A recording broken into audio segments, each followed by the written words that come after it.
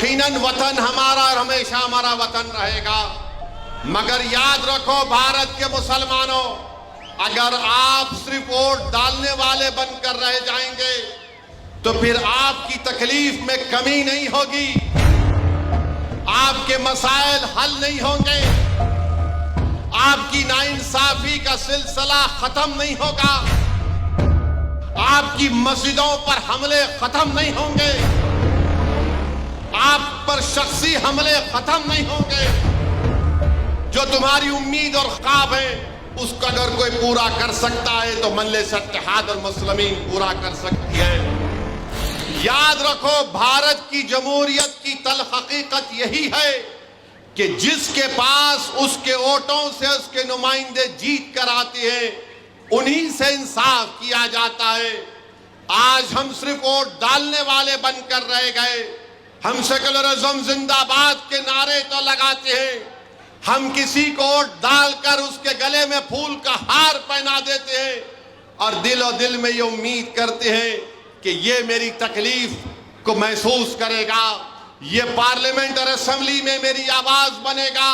मगर बताओ, तुम जानते हो, तुम गवाह हो नौजवानों, पिछले 10 साल से जब से नरेंद्र मोदी की हुकूमत है, जब कभी भी मुसलमानों पर नाइंसाफी की बात उठी, जब कभी भी मुसलमानों के खिलाफ कॉन्स्टिट्यूशन के खिलाफ कानून बनाया गया, ट्रिपल तलाक का कानून हो, CAA का कानून हो, UAPA का कानून हो, तुम गवाह हो नौजवानों, तुम एक को कामयाब करके भिजाए मेरे साथ इम्तियाज जलील को, तो हम और इम्तियाज जलील ने हिंदुस्तान की पार्लियामेंट के दरो दीवार को हिलाकर रख दिया।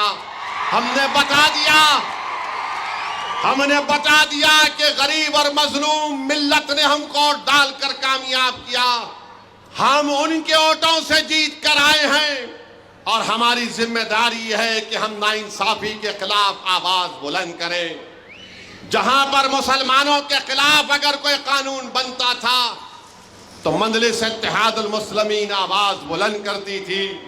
जहां पर गरीब, चाहे वो गरीब हिंदू हो, दलित हो, आदिवासी हो, अगर कोई कानून बनता तो मजलिस ने उसके खिलाफ आवाज उठाई।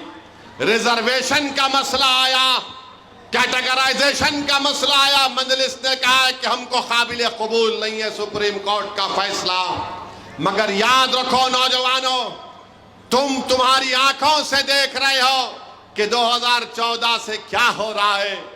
जब कभी भी जुल्म होता है, जब कभी भी कोई हादसा या वाकया होता है, तो तुम्हारी पहली नजर यह होती है कि देखो तो सही कि मजलिस इत्तेहाद मुस्लिमीन का सदुद्दीन ओवैसी और इम्तियाज जलील क्या बोल रहे हैं। तुम ये नहीं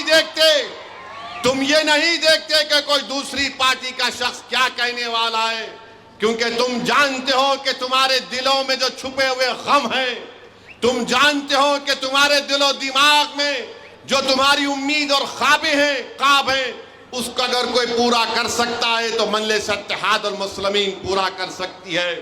तुम जानते हो कि भारत की पार्लियामेंट में अमित शाह, नरेंद्र मोदी और RSS की आंखों में आंखें डाल कर अगर कोई इंसाफ की बात कर सकता है तो उसका नाम मजलिस इत्तेहाद मुस्लिमीन है।